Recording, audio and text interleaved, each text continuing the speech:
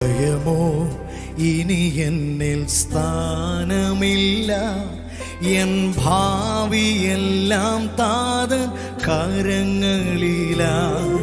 നിരാശ ഇനി എന്നെ തൊടുകയില്ല, പ്രത്യാശയാൽ അനുദിനം വർദ്ധിക്കട്ടെ.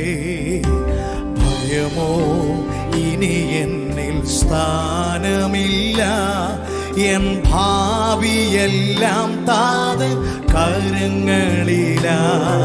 നിരാശ ഇനി എന്നെ തൊടുകയില്ല, പ്രത്യാശയാൽ അനുദിനം വർദ്ധിക്കട്ടെ.